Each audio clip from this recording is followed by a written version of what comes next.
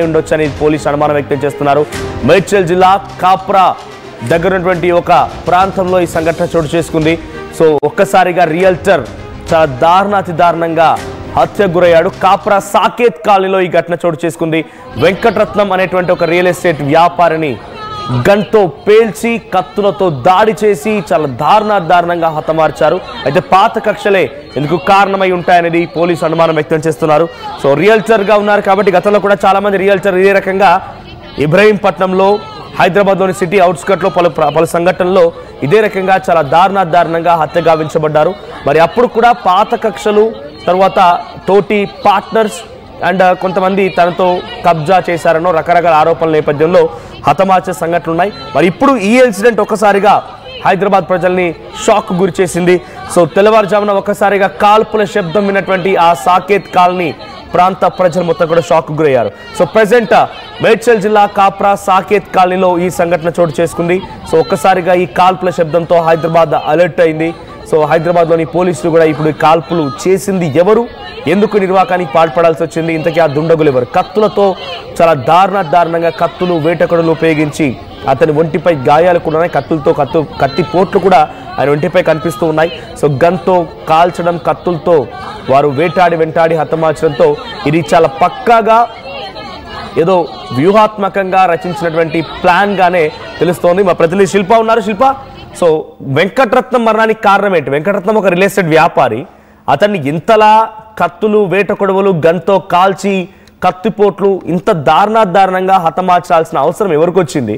So గుర్తు తెలియని దుండగులు అంటున్నారు. ఇంతవరకు ఆ వ్యక్తులు ఎవరని తెలియడం లేదా? ఇంకా జవహర్ నగర్ పోలీస్ స్టేషన్ పరిధిలో దారుణమైనటువంటి హత్య వెలుగులోకి వచ్చింది.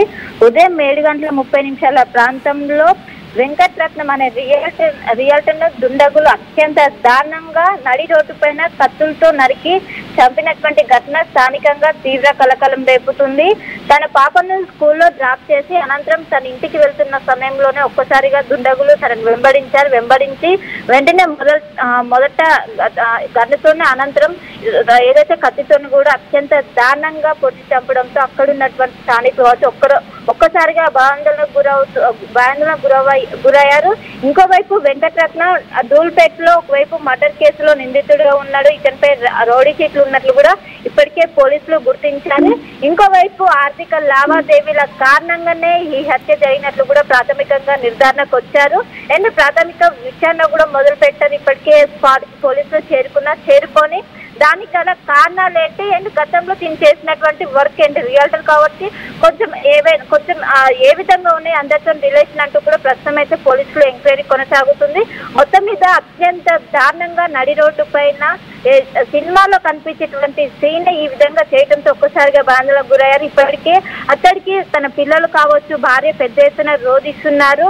మొత్తం మీద ఒక్కసారిగా అక్కడున్నటువంటి వాళ్ళందరూ కూడా ఉలికిపడ్డారు. దీనిపైన ప్రస్తుతం పోలీసుల ఇన్వెస్టిగేషన్ కొనసాగుతుంది. కానీ ప్రాథమికంగా మాత్రం ఆర్థిక లావాదేవీల కారణంగానే ఇది జరిగినట్లు కూడా ఒకవైపు పోలీసులు భావిస్తున్నారు. ఎందుకంటే గతంలో ఇతను నిందితుడు కూడా ఉన్నాడు అండ్ రౌడీ షీటర్ అన్న పేరు కూడా ఉండడంతో ఖచ్చితంగా ఆర్థిక లావాదేవీలు గతంలో ఉన్నటువంటి ఏవైతే తనకున్నటువంటి వాళ్ళకు సంబంధించిన మొత్తం కూడా పోలీసులు ప్రస్తుతం ఎంక్వైరీ చేస్తున్నారు. ఇటు జవహర్ నగర్ పోలీసులు అదేవిధంగా కుషాయిగూడ రెండింటి పరిధిలోకి రావడంతో మొత్తం ఇప్పుడు ఇరు పోలీసులు కూడా దీనిపైన ఒకవైపు చేస్తున్నారు. మొత్తం మీద అటు కుటుంబ సభ్యులు కావచ్చు పెద్ద ఎత్తున రోధిస్తున్నారు. కుటుంబ సభ్యులు ఏం చెప్తున్నారు అంటే తనకి ఎవరితో పగలు ఉండేవా, శత్రుత్వాలు ఉండేవా, తన వ్యాపారాల్లోనా, లేకపోతే తను మీరు చెప్తున్నట్టుగా గతంలో కూడా ఒక మర్డర్ కేసులో ఆయన నిందితుడిగా ఉన్నాడు, అక్యూజ్డ్గా ఉన్నాడు, ఆయనపై రౌడీ షీట్ కూడా ఉందని చెప్తున్న నేపథ్యంలో వాళ్ళెవరిపైన అనుమానం వ్యక్తమవుతుందో కుటుంబీకులకి?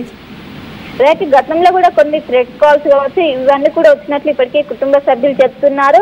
అతను వృత్తిపరంగా అనేక సమస్యలు ఎదుర్కొంటున్నట్టు చాలా మంది కూడా ఇటు బెదిరిస్తున్నట్లు కూడా గత కొన్ని రోజుల నుంచి వస్తున్నట్లు ఒకవైపు వాళ్ళ కుటుంబ సభ్యులు ఆరోపిస్తున్న దాని కారణంగానే ఏవైతే కావాలని పక్కా ప్లాన్ ప్రకారం ఇది జరిగినట్లు ఇప్పటికే గుర్తించారు. ఖచ్చితంగా వాళ్ళకు అనుమానం ఉన్నటువంటి వ్యక్తుల పేరుని ఇటు పోలీసులకు చెప్పారు. దాని ప్రకారం పోలీసుల ఇన్వెస్టిగేషన్ అనేది వెళ్తున్నది ఖచ్చితంగా ఏదైతే పాత కక్షల మనసులో పెట్టుకొని ఇదంతా చేశారు, వాళ్ళు కావాలని ఇదంతా చేశారంటూ కూడా ఇప్పటికి, ఎందుకంటే గతంలో ఉన్నటువంటి మర్డర్ కేసులకు సంబంధించి రౌడీ షీటర్ వీటినన్నిటి ఉండడంతో పోలీసులు చాలా సీరియస్ గా తీసుకొని ఇంకోవైపు అటు పిల్లలకు, అటు కుటుంబ సభ్యులు పిల్లలకు అదేవిధంగా భార్యకు కూడా కొంచెం వైపు రక్షణ కలిగించి ఎలాంటి అవాంఛనీయ ఘటన జరగకుండా ప్రస్తుతం అయితే పోలీసులు అక్కడ భారీగా మోహరించి ఘటనా స్థలం దగ్గర ప్రస్తుతం అయితే అక్కడ ఉన్నటువంటి ఆధారాలు ప్రస్తుతం సేకరించిన అక్కడ ఉన్నటువంటి బ్లడ్ శాంపిల్స్ కావచ్చు, అక్కడ ఈ ఘటనలో ఉపయోగించినటువంటి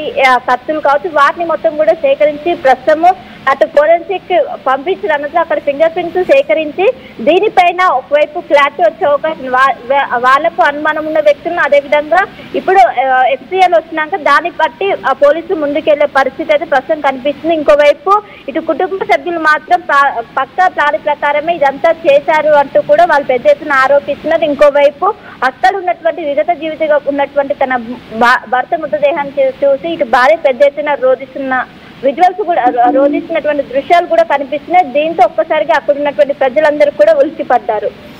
శిల్ప, ఇక్కడ కుటుంబీకులు చెప్తున్న ప్రకారంగా ఎవరిపైనా పర్టికులర్ గా చెప్తున్నారా? అంటే అక్కడ ఆ ప్రిమిసెస్ లో ఏదైనా సీసీటీవీ కెమెరా కానీ ఇంకేదైనా కనిపించిందా? పోలీసులకు ఏదైనా ఆధారం దొరికిందా? ఆయన స్కూల్కు తన కూతురుని తీసుకెళ్లి డ్రాప్ చేసి తిరిగి వస్తుండగా ఈ ఇన్సిడెంట్ చోటు చేసుకుంటే నడి రోడ్డుపైనే కాల్పులతో రెచ్చిపోయారు, వేట కొడవలు కత్తులతో దాడి చేశారంటే వాళ్ళు ఎంత ప్రీ ప్లాన్డ్గా ఉన్నారో అర్థమవుతుంది. నేను మూమెంట్స్ని ప్రతిదీ కూడా నిర్వహించిన వారే ఈ సాధ్యమవుతోంది. సో ఆ మూమెంట్స్ ఏమైనా కనిపిస్తున్నాయా? సీసీటీవీ కెమెరాలో పోలీసులకు ఏదైనా చిన్న ఆధారం దొరికిందా?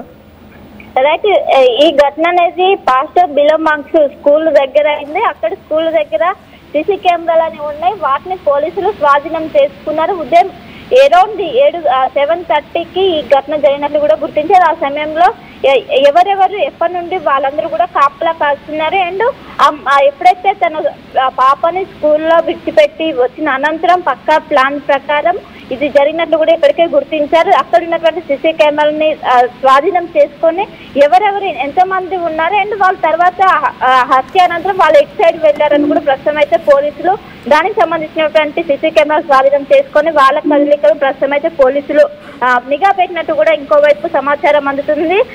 స్కూటీపై తిరిగి వెళ్తుండగా ఆపారు, మొదటగా ఆ స్కూల్ ని ఆపారు. అనంతరం తన అత్యంత విచక్షణ రహితంగా మొదట రివాల్వర్ అనంతరం కత్తితో దాడి చేసినట్టు గుర్తించారు. వాటికి వాడినటువంటి ఏవైతే ఉంటాయో వాటిని కూడా ప్రస్తుతం పోలీసులు స్వాధీనం చేసుకున్నట్లు తెలుస్తుంది.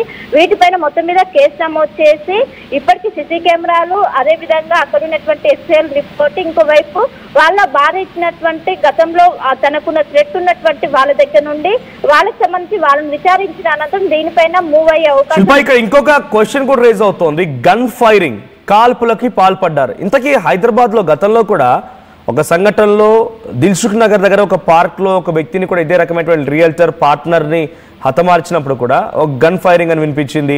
తర్వాత ఔటర్ రింగ్ రోడ్ దగ్గర గన్ ఫైరింగ్, పోలీసులు పైన గన్ ఫైరింగ్. అంటే గన్ కల్చర్ ఇంతటి స్థాయిలో శృతిమించిపోయిందా? హైదరాబాద్ లోకి ఈ గన్స్ ఎక్కడి నుంచి వస్తున్నాయి? రైట్, రోజు రోజుకి గన్ కల్చర్ అనేది పెరుగుతుంటే ఒకవైపు శాంతి భద్రతల సమస్య తలెత్తుందనే ప్రశ్న మాత్రం లేవని రోజు రోజుకి ఆ ప్రశ్న అనేది వస్తూనే ఉన్నది. కానీ ఎవరు మాత్రం దాన్ని మాత్రం ఇంకా కొనసాగిస్తూనే ఉన్నారు. గన్ కల్చర్ ఒకవైపు ఎంతో హానికరం అంటూ ఒకవైపు చెప్తున్నప్పటికీ దాన్ని మాత్రం వాళ్ళు ఆపటం లేదు. మొదట రివాల్టర్ తోని మొదట కాల్పులు చేశారు. కాల్పులు చేసిన అనంతరం పెద్ద శబ్దాలు వచ్చినాయి. పెద్ద శబ్దాలు వెంటనే ఎప్పుడైతే ఆ రివాల్టర్ శబ్దానికి తన కింద పడిన వెంటనే కత్తులు తీశారు. పెద్ద పెద్ద కత్తులు తీసి అతను అత్యంత దారుణంగా పొడిచారు. అనంతరం పారిపోయారు.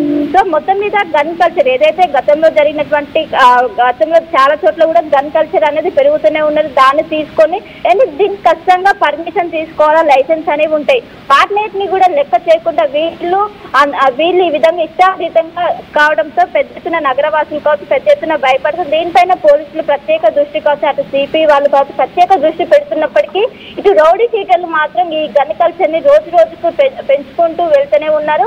మొత్తం మీద దీన్ని చాలా సీరియస్ గా తీసుకొని ఇప్పటికే ఘటనా స్థలంలో ఉన్నటువంటి క్లూస్ టీమ్ అక్కడికి చేరుకుంది. అక్కడ ఉన్నటువంటి ఆధారాలను సేకరించి ప్రస్తుతం తన భార్య నుంచి ఒక వాగ్మూలం తీసుకున్న అనంతరం ఇప్పటికే కేసు నమోదు చేశారు. ఇంకోవైపు తనకున్నటువంటి రిలేషన్షిప్స్ కావచ్చు, తనకున్నటువంటి వ్యాపార సంబంధాల గురించి ప్రస్తుతం అయితే ఆరా తీస్తున్నట్లు తెలుస్తుంది.